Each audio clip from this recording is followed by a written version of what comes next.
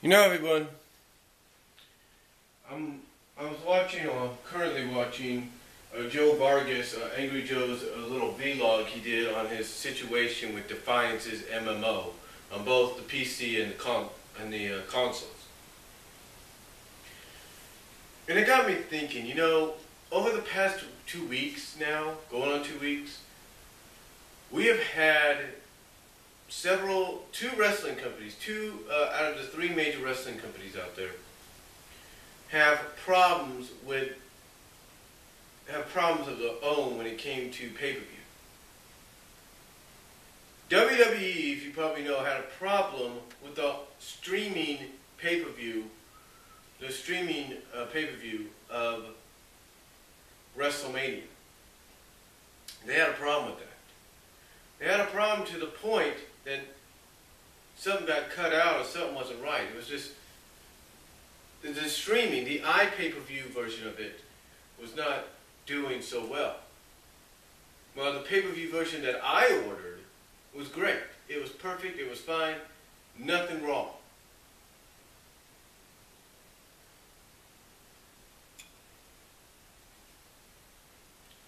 Then,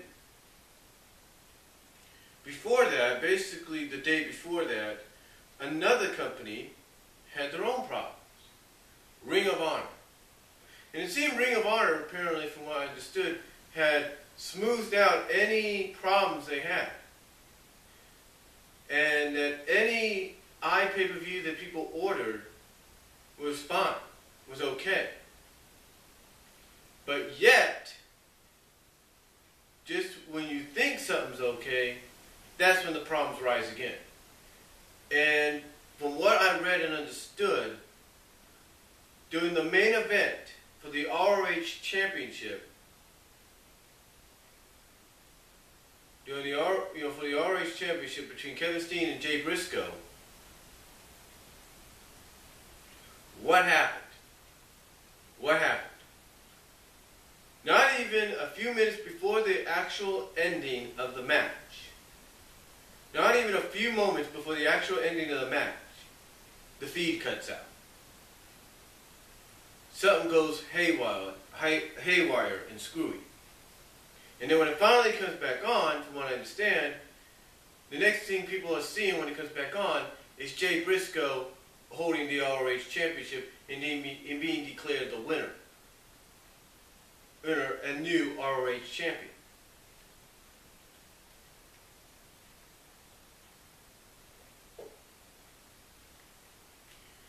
So, that was a problem for anybody that's a diehard Ring of Honor fan. Now, apparently Ring of Honor is offering discounts now, and if not refunds for what happened.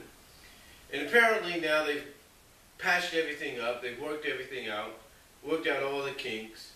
So now that when you watch the replay, there won't be a problem. And you know what? You know, bravo for them, right? Bravo. But here's the thing. They shouldn't be having problems whatsoever. They shouldn't be having problems whatsoever. Here's what they needed to do. Here's what Ring of Honor needs to do. And I'm pretty sure maybe they have been doing it. And perhaps, I don't know, maybe they have been doing it still. But this is what they need to do. They need to really test out the streaming the day before. They need to basically go to whatever location the iPay-per-view is going to be at the day before and check out and do sort of a test, a video streaming test from there for the duration of what you're planning your event to be, of how long you plan your event to be. And then see if there's any problems. And if there's no problems, fine, go ahead and do it. If there's a problem, then you got to work out the kinks. But again, this is why I feel that companies like WWE, TNA, and Ring of Honor should just stick to straight pay-per-views on television. They should. They shouldn't have to worry about the online crap and all that. Okay? I mean, I get that, you know, they're providing, you know, content for fans that won't be able to be at home. I mean, let's say, you know, let's say you're on the road, you have your iPhone with you, or your Samsung, or your Android, or HTC, whatever you want to call it. And let's say you want to watch WrestleMania, and you know WrestleMania is coming on at this specific time, but yet here you are on the road on a trip, either back from wherever you went for vacation or going, and basically you're going to want to watch it. I can understand WWE saying, okay, now all you have to do is go to your phone or your iPad or whatever, your iPhone especially, most importantly, for road trips. Download the app, go to the pay-per-view thing, sign up for an account, whatever, or log into your pay-per-view account and order WrestleMania, and you can watch it then and there. Okay, that's perfectly understandable. I get that. You want to give the people more options. That's fine. But if you're going to give people the options, what you need to do is you need to make sure those options are, you know, clear. You know, cleared up of any problems, of any breakdowns. And again, the same goes for Ring of Honor and even TNA. Make sure there's no breaks in the stream. Make sure everything is smoothed out. Any kinks or viruses and stuff are gone.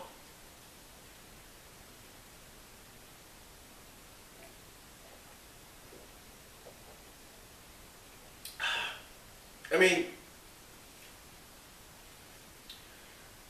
I understand, I really do understand that iPPV sometimes is the more affordable, if not cheaper, is the more affordable way for a wrestling company like Ring of Honor, like CZW, and some of these other medium to smaller independent promotions to get themselves noticed on a national, if not worldwide basis. I can understand that. I really do. I can really understand that. I really do. But the thing is, you want to make sure you work out the kinks before you do anything. Or, in some cases, make sure you are associated with a provider, a service provider, that has basically been known for not having any kinks. I mean, Ring of Honor is doing their own thing. CZW and a variety of other medium to smaller independent promotions, from what I understand, like Dragon Gate, Evolve, you know, Shikara, PWG. I understand that they're all working, well, some of them are working with RF